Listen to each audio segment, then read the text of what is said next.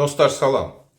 Çoxlu suallar verirlər ki, adi qastrit gətirib çıxarda bilərmi ki, o dediyimiz pis xəstəliyə, yəni onkologiya?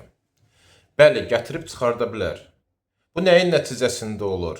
Səhvin nəticəsində, yoxsa qorxunun nəticəsində?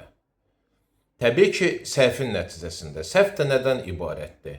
Çox insanlar elə bilir ki, adi qastritdir də, keçəcək. Öz başına dərman içirlər, müayinə olunmurlar. Lakin həmin o dediyimiz adi qastrit bir müddətdən sonra gətirib həmin o pis xəstəliyə çıxarda bilər. İndidən deyim ki, hər qastrit gətirib çıxartmır onkologiya. Hansı hallarda bu mümkündür? Birincisi, ən çox xroniki qastritlərdə. Xroniki qastrit zamanı həmin mədənin selikli qişası atrofiya uğraya bilər. Atrofiya nədir? Onu da sadə dildə izah edim sizə. Atrofiya selikli qişanın sadə dildə desək nazikləşməsi, nazilməsi. Selikli qişa nazilir, qoruyucu hüceyrələr demək olar ki, məhv olur. Bu da gətirib çıxardır nəticədə onkoloji problemlərə. Və yaxud da ikinci səhv, heç vaxt gedib Helicobacter pylori deyilən bir mikrob var. Onu yoxlamırlar. Bunu yoxlamaq lazımdır.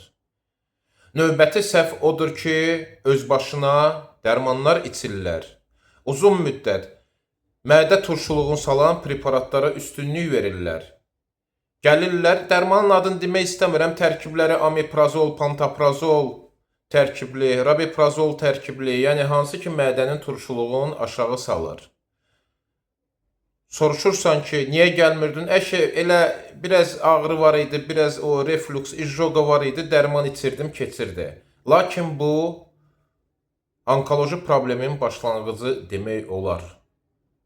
Bəs düzgün yol nədir? Düzgün yol odur ki, bir dəfə gedin, gastroskopiya olunun, sadə dildə bizim insanlar öyrəşib deməyə şlank udmağa, zond udmağa, dəqiq diaqnoz qoyulur. Helicobacter pylori mikrobun da analizini verirsiniz və düzgün müalicə olunursunuz. Cəmi 1-2 dəqiqə vaxt gedir həmin o zondu udmağa, gastroskopiya olunmağa. Vaxtında müraciət eləmirlər, dedim keçər deyirlər, bu da nəticələrin sonra da biz görürük. Videonu sona qədər izlədinizsə, videonu bəyənin, paylaşın, səhifəyə abunə olun ki, kanalımız inkişaf eləsin. Çox sağ olun.